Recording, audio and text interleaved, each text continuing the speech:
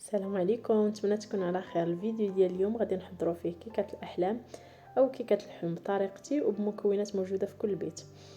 صراحه هذا الفيديو خاص يجربوه عشاق الشوكولاته ومن بين احسن الكيكات اللي جربت. كما العاده قبل ما نبداو الفيديو ما تنساونيش من الدعم ديالكم، لايك وكومونتير، واللي ما مشتركش في القناه يشترك. كيكه الحلم كتكون من 3 ديال الطبقات. الطبقه الاولى هي عباره عن كيك بالشكلاط اللي كنحتاجو فيها بيضه بدرجه الحراره ديال المطبخ.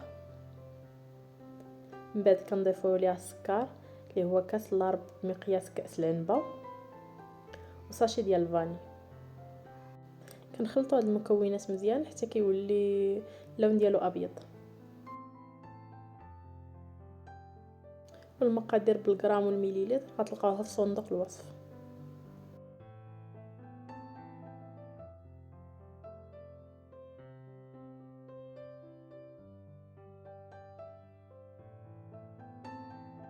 من بعد ما كيولي الخليط ابيض كنضيفوا عليه الزيت كاس الا ربع، وكنضيف كاس ديال الحليب.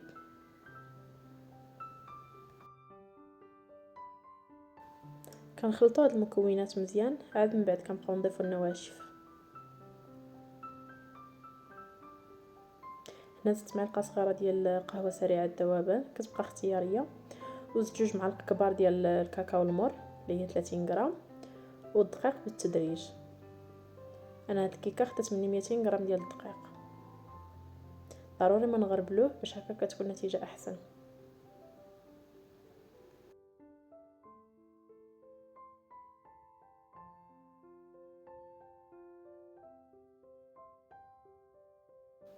وحنا كنخلطوا الكيك يعني عينا ميزاننا. المهم الخليط ما خصوش يكون ثقيل بزاف، ولا ثقل معكم ممكن تخفوه بالحليب او الماء دافي.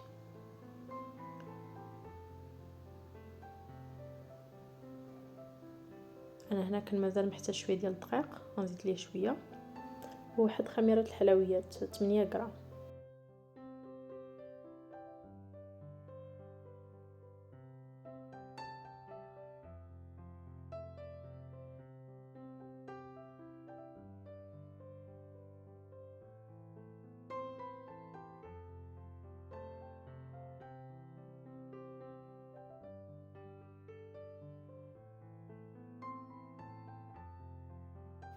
هذا هو القوام المطلوب، يعني ما خفيفش بزاف وما ثقلش بزاف.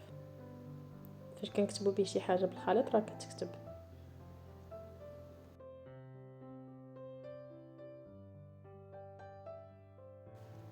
من بعد كنفرغ الخليط ديالي في القالب. انا اختاريت هذا القالب هذا على شكل قلب اللي القطر ديالو 24 سنتيم. ممكن تختاروا اي قالب عندكم ولا ديروا المولد ديال الزاج، المهم اي حاجه راه كتجي فيه زوينه. كنخلطوا هكا باش كيخرجوا دوك الفقاعات، ومن بعد كنديروه في الفرن مسخن من قبل على النار اللي متوسطه وما كياخذش الوقت بزاف. انا خدام مني 15 دقيقه. كيف ما كتشوفوا الكيك ها هو وجد. هنا قلبت الكيكه ديالي، يعني قلبتها باش يجي هذا الوجه هذا قاد. خديت هنايا الحليب يعني واحد الكاس تقريبا، زدت ليه معلقه صغيره ديال القهوه باش نسقي بها الكيكه ديالي. ممكن تسقيو غير بالحليب بوحدو، ممكن تضيفوا عليه الكاكاو، المهم كيبقى لكم الاختيار.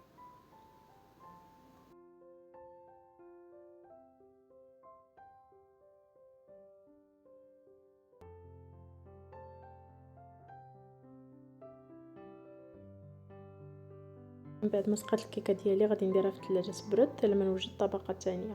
في كاسرونه كناخذ 2 معالق كبار ديال السكر، 2 معالق كبار ديال الكاكاو،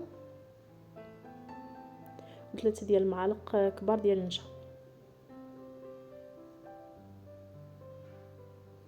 ضفت عليهم 720 مليلتر ديال الحليب اللي هي 4 الكيسان ديال العنبه، وكنخلط على البارد.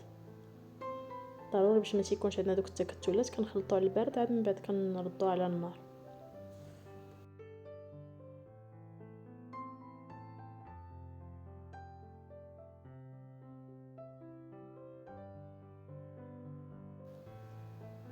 كنديروا على نار متوسطه مع التحريك المستمر.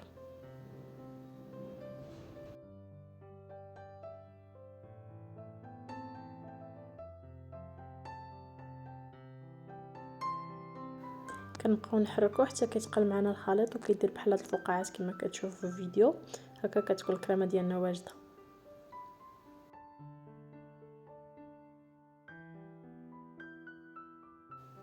من بعد ما خليت الكريمه دفات تقريبا 2 دقائق كنفرغها فوق طبقه ديال الكيك.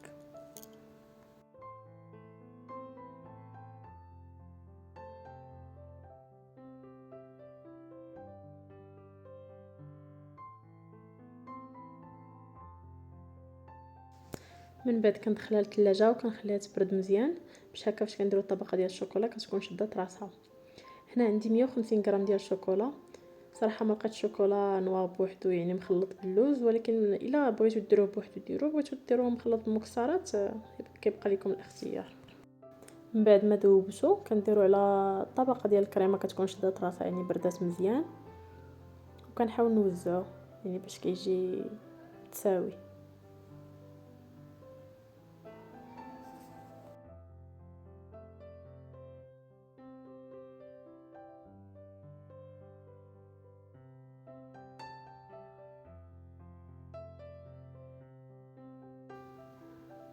كنردو الكيكه ديالنا للثلاجه حتى داك الشوكولا كيولي يعني قاصح.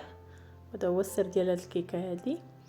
ومن بعد ما الشوكولا كيشد راسو عاد كنرشو عليه الكاكاو المر.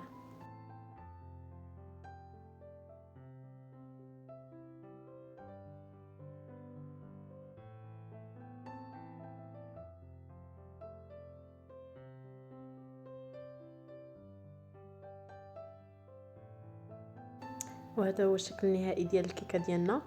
دابا كنحاولوا نهرسوا داك الشوكولا، وهذه هي اكثر حاجه ممتعه في هذه الكيكه. يعني من بعد ما كنهرس هاد الشوكولا عاد كنلقاو الكريمه والكيك، يعني واحد الطعم خيالي صراحه. خصكم تجربوها، وهذه كتبقى احسن كيكه ديال الشوكولا اللي ممكن تجربوا، وحتى المكونات بسيطه في المتناول. بالنسبه للطبقه الاخرى اللي هي طبقه الشوكولا، يعني كنفضل انكم تختاروا شوكولا بنوعيه جيده او اي شكلاط كتحبوا باش هكا كيكون معكم المذاق افضل. بالنسبه للناس اللي غادي يجربوا الوصفه ما تنساوش تجيو لي كومونتير تقولوا لي كيف جات معكم. شكرا على المشاهده، الى فيديو اخر ان شاء الله.